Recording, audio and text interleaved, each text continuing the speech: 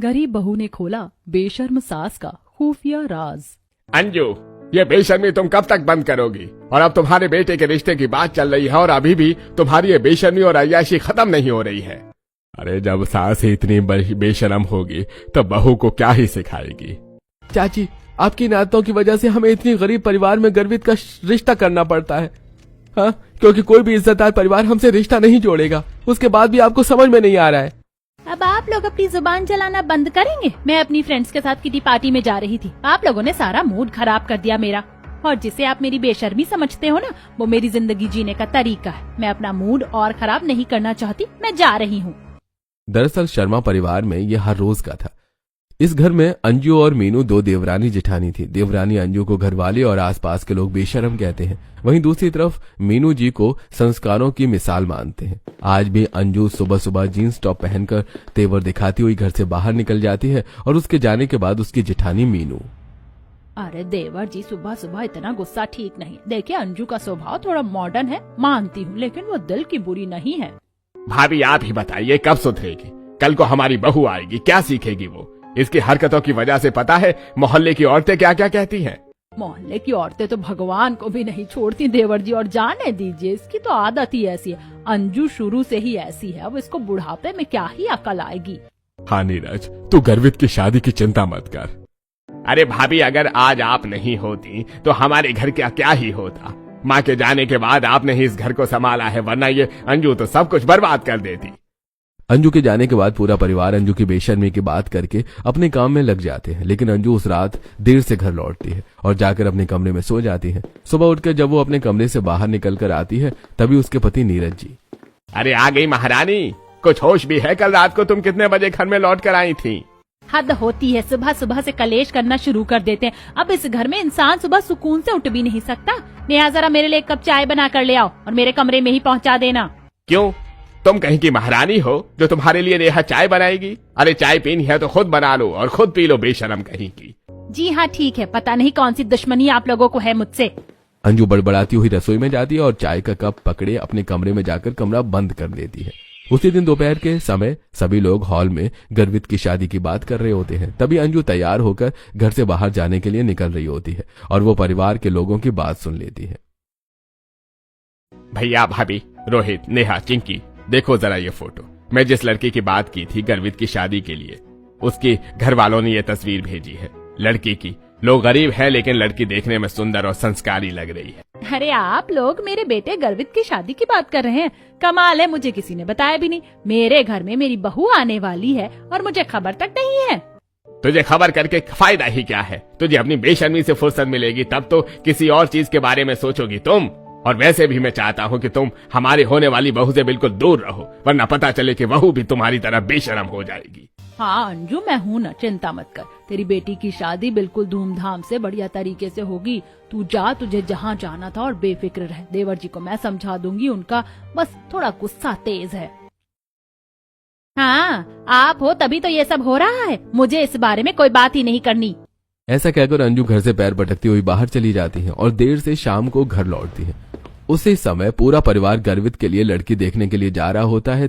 सभी को तैयार देखकर अंजू, अरे आप लोग कहीं पर शादी वादी में जा रहे हो क्या? मुझे भी बता देते, मैं अभी आप लोगों के साथ चलती। अरे नहीं नहीं अंजू, हम गर्वित के लिए लड़की देखने के लिए जा रहे हैं। हो सका तो आज ही रिश्ता पक्का कर देंगे। अच्छा, मेरे बेटे का रिश्ता देखने जा रहे हैं? मुझे ही नहीं बताया किसी ने, और ना मुझे साथ ले जाने की जरूरत समझी।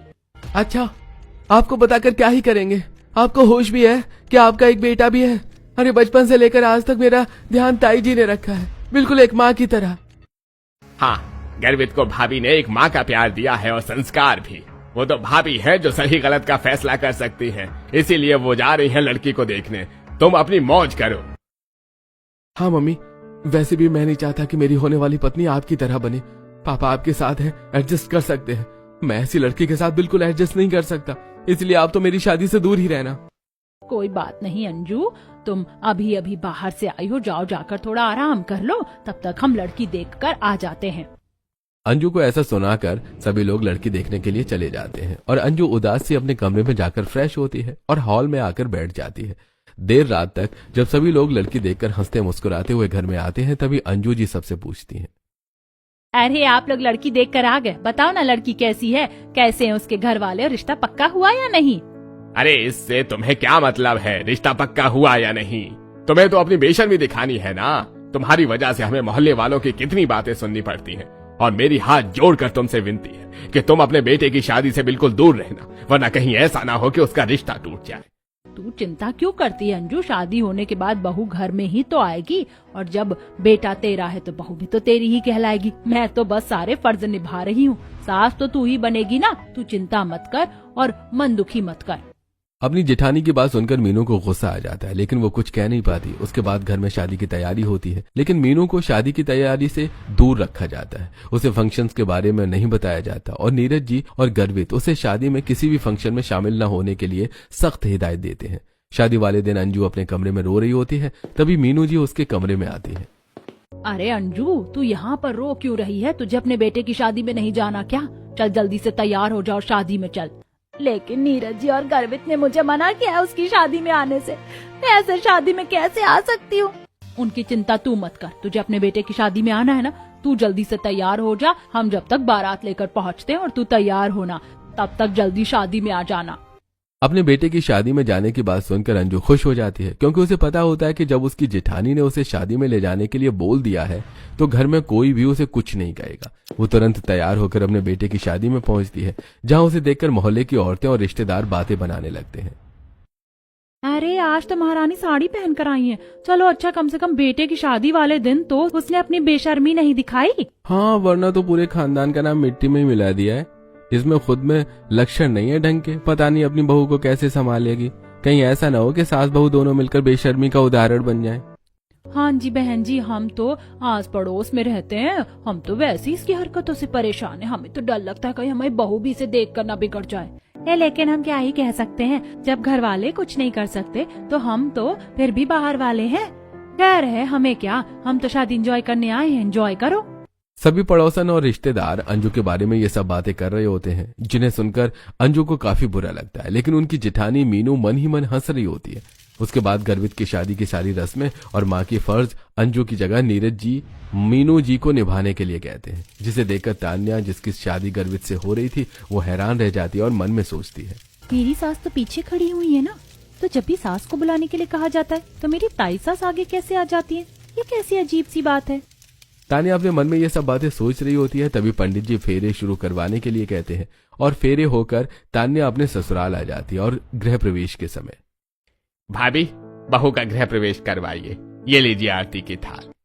लेकिन भैया, ये तो अंजू का हक है ना, तो ये वो करवाएगी। नहीं भाभी, मैं चाहता हूँ कि नई बहू का गृह प्रवेश आप ही करवाओ, और आप ही उसे हमारे घर के तौर तरीके और संस्कार सिखाओ। बाकी मुझे किसी से कोई उम्मीद नहीं है। नीरज जी की बातें सुनकर सभी को बहुत हैरानी होती है। मीनू जी उसी समय तान्या का गृह प्रवेश करते हैं, और अंजू जी उदास होकर अपने कमरे में चली जाती हैं। लेकिन तान्या, यहाँ पर भी सारी रस्में ताई जी कर रही हैं, और मेरे ससुर जी मेरी सास को गृह प्रवेश करने से क्यों रोक रहे हैं? आखिर इससे माजरा क्या है? तुम अपने मन में क्या सोच रही हो? हाँ, चलो, ठंड हो रही है बहुत ज्यादा, आराम करने चलते हैं। लेकिन मम्मी जी का आशीर्वाद तो लेने उनके कमरे में जाकर। अरे कल सुबह ले लेना, अभी फिलहाल तुम आराम करने के लिए चलो, काफी थक गई होगी और मैं भी थक गया हूँ। तान्या अंजू जी से बात करने की कोशिश करने वाली होती है, तभी गर्वित उसे अपने साथ कमरे में ले जाता है। अगले दिन तान्या की पहली रसोई होती है, और सुबह सुबह, अरे तुम इतनी जल्दी जल्दी उठकर तैयार हो गई, कहाँ जाने की तैयारी हो रही है? अरे आपको नहीं पता क्या, आज मेरी पहली रसोई है। वैसे ये साड़ी देखो कैसी लग रही है, ताई जी ने ये साड़ी पहनने के लिए कहा है आज के दिन। हाँ, ताई जी की पसंद है ही कमाल। अब तुम ही देख लो, वैसे आज पहली रसोई में तुम क्या बनाने वाली हो? ये तो जाकर पता चलेगा ना, मैं मम्मी जी से पूछती हूँ कि क्या बनाना, उसके बाद बनाऊंगी। ऐसा कहकर तान्या जल्दी से रसोई में आ जाती है और देखती है कि आज घर में सुबह सुबह उसकी सास मौजूद ही नहीं है। तब वो अपने ससुर जी से पूछती है, पापा जी, मम्मी जी कहाँ हैं? मैं उनका आशीर्वाद नहीं ले पाई हूँ कल से, और आज मेरी पहली रसोई है तो वही बताएंगी ना कि मुझे क्या बनाना है। अरे तुम क्यों चिंता करती हो, तुम्हारी मम्मी जी यहाँ पर नहीं है तो क्या हुआ, ताई जी तो है ना, और ताई जी बताएंगी तुम्हें पहली रसोई में क्या बनाना है। हाँ बेटा, एक काम करो, तुम अपनी पहली रसोई में हलवा पूरी और सब्जी बना लो, सभी लोग प्रेम से वही खा लेंगे। ठीक है ताई जी, मैं अभी बना देती हूँ। थोड़ी देर में तान्या हलवा पूरी खीर बनाकर डाइनिंग टेबल पर लगा देती है, लेकिन अब तक उसकी सास घर में मौजूद नहीं होती। वो फिर से उसके बारे में पूछती है। मम्मी जी अभी तक घर में नहीं आई हैं, वो कहीं गई हुई हैं क्या? कर रही होगी अपने मन मर्जी की। वैसे भी उसका घर में मन ही कहाँ लगता है। ये नहीं कि नई नई दुल्हन आई है तो घर में थोड़ी देर रह ले, हमारे सामने नहीं कम से कम बहू के सामने तो अपनी इज्जत रख लेती। आप भी कैसी बातें करते हैं, ये सब बातें करने का कोई समय है ये? चलिए आज बहू की पहली रसोई है, सब लोग खाना पीना खाओ और बहू को शगुन दो। इसके बाद सभी लोग खाना खाते हैं, तान्या की तारीफ करते हैं और उसे शगुन देते हैं। और फिर तान्या बेटा आज तुम्हारी मुंह दिखाई है, जाओ जाकर अपने कमरे में तैयार हो जाओ, थोड़ी ही देर में रिश्तेदार और पड़ोस की महिलाएं आती होंगी। क्या सच में मुंह दिखाई के दौरान भी मेरी सास यहाँ मौजूद नहीं होंगी? क्या वो इस घर में नहीं रहती या फिर इस घर के लोग मुझसे कुछ छुपा रहे हैं? अरे तुम क्या सोचने लगे? चलो चल के तैयार हो जाओ, नेहा भाभी और प्रिया तुम्हें तैयार कर देंगी। गर्वित की बात सुनकर नेहा और प्रिया तान्या को तैयार करने के लिए उसके कमरे में ले जाती हैं और तान्या बहुत सुंदर सा लहंगा पहनकर तैयार होकर हॉल में आती है। उसके मुंह दिखाई की रस्म होती है, लेकिन उस समय भी अंजू जी वहां मौजूद नहीं होती और मुंह दिखाई की रस्म के बीच में वो जीन्स टॉप पहनकर बाहर से आती हैं और हैरान होकर पूछती हैं, अरे आज मेरी बहू की मुंह दिखाई है, मुझे आप लोगों ने बताया भी नहीं। भाभी आपने भी मुझे नहीं बताया कि आज मेरी बहू की मुंह दिखाई है और मुझे जानबूझकर घर से बाहर भेज दिया। अरे मैं क्यों भेजूंगी तुम्हें घर से बाहर? तुम खुद घर में रहोगी तब तो तुम्हें पता चलेगा कि क्या हो रहा है। तुम्हें खुद सोचना चाहिए कि तुम्हारे बेटे की शादी हुई है, नई बहू घर में आई है और तुम अभी भी घर में नहीं रहती बिल्कुल। ये मम्मी जी क्या कह रही थी? क्या सच में ताई जी ने मम्मी जी को घर से बाहर भेजा था? मुझे तो समझ में नहीं आ रहा आखिर इस घर में चल क्या रहा है। एक तरफ तान्या के मन में अपनी सास को लेकर बातें चल रही होती हैं, वहीं दूसरी तरफ अपनी जेठानी के मुंह से सबके सामने अपनी बेइज्जती करवाकर और इतनी सारी बातें सुनकर अंजू का चेहरा उदास हो जाता है और वो तुरंत अपने कमरे में चली जाती हैं। लेकिन उनके मन में अपनी बहू को लेकर काफी अरमान होते हैं और वो मौका तलाशती हैं। कुछ दिनों बाद जब मीनू मंदिर जाती है और घर में कोई नहीं होता, तब तान्या किचन में खाना बना रही होती है। अंजू चुपके से उसके पास आती है। अरे ये सब्जी कैसे काटनी है? ताई जी ने तो कुछ और तरीका बताया था। बेटा रुको जरा, ये सब्जी ऐसे काटो, देखो पहले लंबाई में फिर छोटे टुकड़े और नमक थोड़ा कम डालना, गर्वित को पसंद नहीं आता ज्यादा नमकीन। मम्मी जी आप? वाह ये तो बहुत आसान तरीका है, लेकिन आप तो मतलब सब कहते हैं आप। बेटा लोगों की बातें तो होती रहती हैं, तुम बस अपना काम करो, मैं मदद कर देती हूँ। ये मसाला डालो, स्वाद बढ़ जाएगा। मम्मी जी एक मदद और कर दीजिए, ये जो मैंने दाल बाटी के लिए दाल बनाई है, इस दाल में गलती से मेरे हाथ से ना नमक ज्यादा हो गया है, मुझे समझ में नहीं आ रहा कि अब मैं क्या करूं। अरे बेटा बस इतनी सी बात के लिए परेशान हो रही है, काम करो थोड़ा सा बिना नमक का आटा गूंथ कर उसकी 4 लोई बनाकर इस दाल में डाल दो और उसे ढक कर रख दो, नमक अपने आप ठीक हो जाएगा। अरे वाह मम्मी, ये तो बहुत अच्छी ट्रिक है, मैं आपकी ये ट्रिक हमेशा याद रखूंगी। तान्या अंजू से हंस हंस कर बात कर रही होती है और अंजू भी काफी खुश होती है। लेकिन तभी मीनू जी मंदिर से लौट आती हैं और रसोई में अंजू को तान्या के साथ देखकर गुस्से में पूछती हैं, ये किचन में क्या हो रहा है? अंजू तुम यहाँ क्या कर रही हो? तुम्हें समझाया था ना मैंने। अरे कुछ नहीं, मैं तो बस तान्या की मदद करने के लिए आई थी, आप घर में नहीं थी तो वो रसोई में अकेली परेशान हो रही थी। आप रुको मैं जा रही हूँ। लेकिन मम्मी जी मेरे साथ किचन में खड़ी थी तो इसमें बुराई क्या है? बेटा बुराई की कोई बात नहीं, बस तुम्हारे ससुर जी ने ही मुझे ये सब करने को कहा है। अगर तुम्हें विश्वास नहीं है तो तुम अपने पति से पूछ लेना। जरूर कोई ना कोई गड़बड़ है और वो गड़बड़ ताई जी से ही जुड़ी हुई है। मुझे उस गड़बड़ का पता लगाना होगा, आखिर क्यों ये लोग मम्मी जी को मुझसे दूर रखते हैं। अपनी जेठानी की बात सुनकर अंजू तुरंत किचन से बाहर चली जाती है। तान्या को शक होता है कि उसकी सास वैसी नहीं है जैसी दिखाई जाती है। अगले दिन तान्या कमरे में साड़ी संभाल रही होती है जो उलझ गई होती है। उस समय मीनू टहलने गई होती है, तभी तान्या के कमरे में अंजू आती है।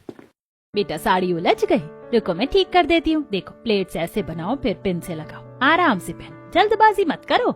मम्मी जी आप तो बहुत अच्छी हैं, लेकिन फिर सब आपको बुरा क्यों कहते हैं? पापा जी हमेशा चिल्लाते हैं, ताई जी ऐसी बातें करती हैं और गर्वित भी। मुझे लगता है आपसे सबकी कोई दुश्मनी है। बेटा तुम नहीं समझोगे, ये बहुत पुरानी सच्चाई है। पुरानी सच्चाई मतलब मम्मी जी कौन सी पुरानी सच्चाई है, बताइए ना। तान्या अपने सास से बात करने की कोशिश कर रही होती है।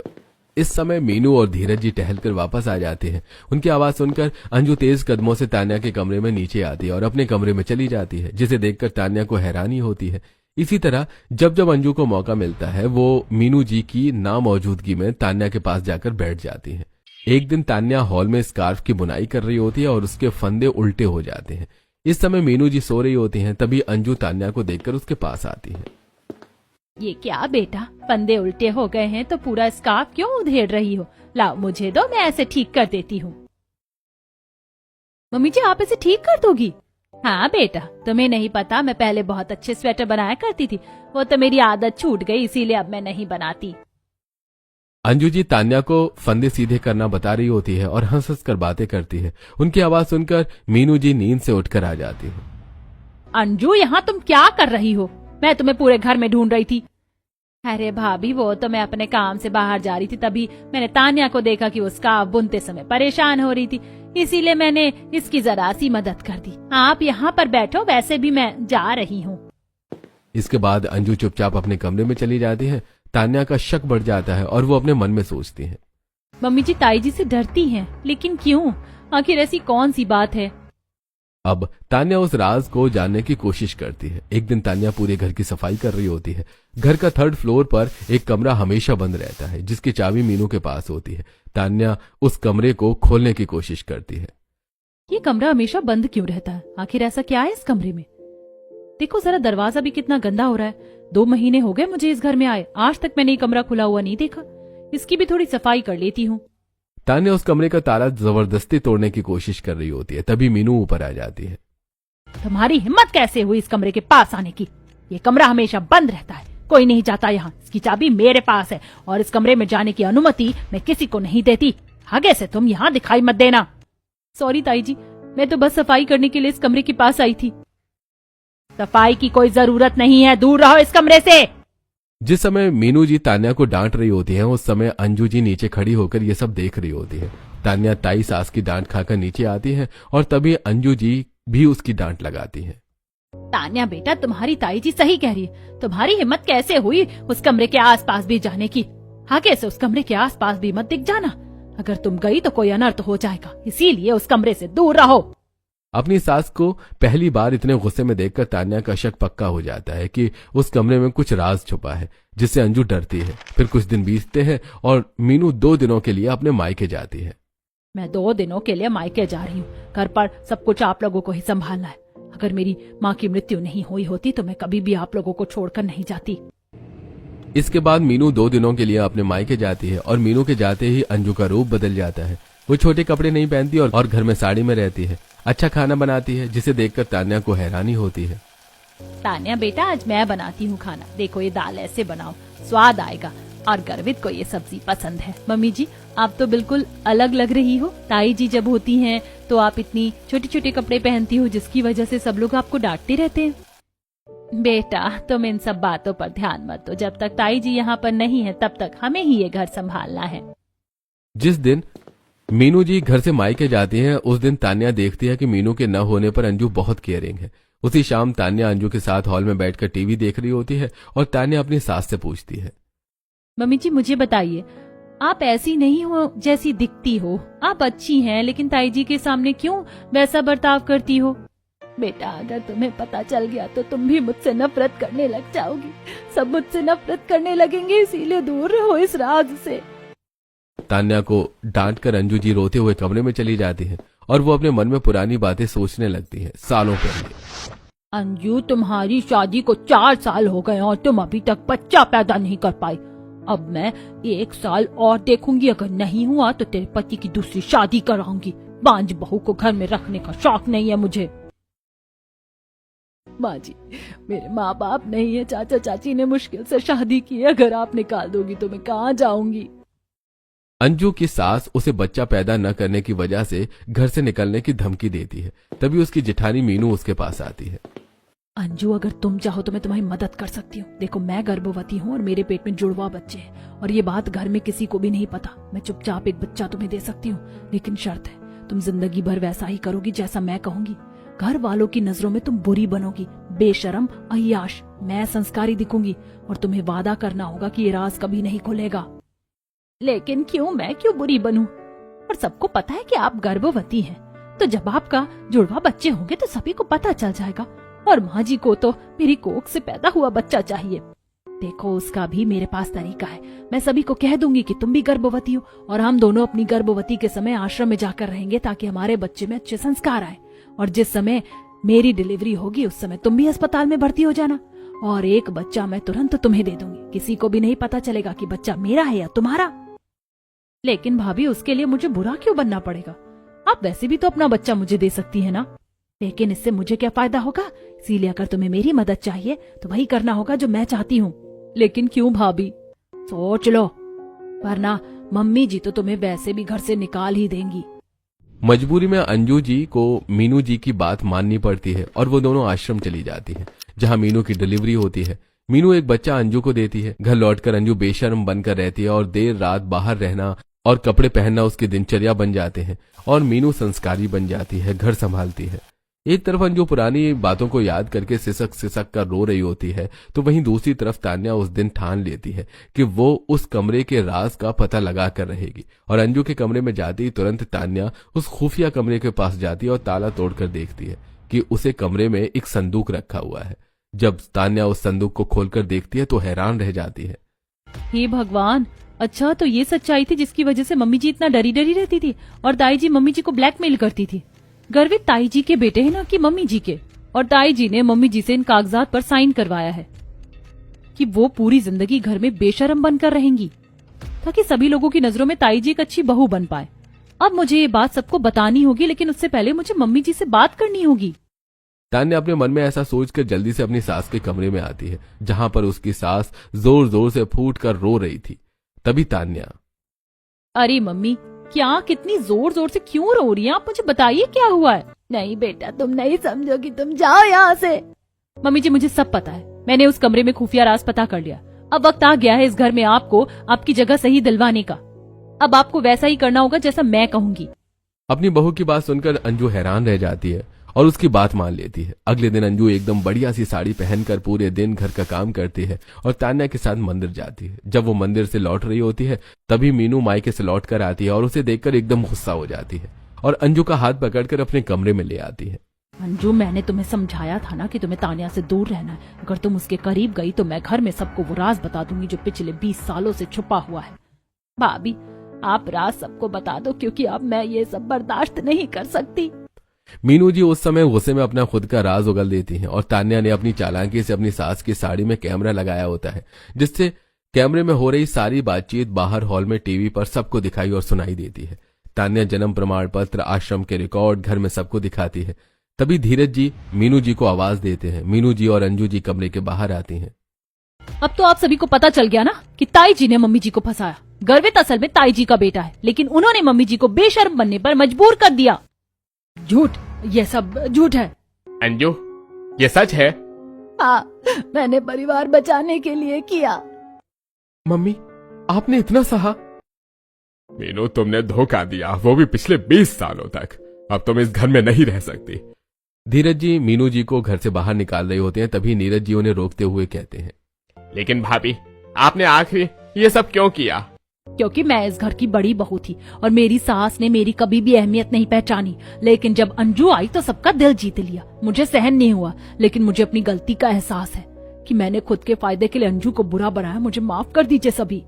मीनू की बात सुनकर धीरज जी को एहसास होता है कि वाकई में उनकी माँ ने मीनू जी के साथ गलत किया, जिसका बदला मीनू ने अंजू के साथ लिया। मीनू सभी से माफी मांगती है और अंजू जी अपनी जेठानी को माफ कर देती है। फिर पूरा परिवार अंजू को गले लगाता है।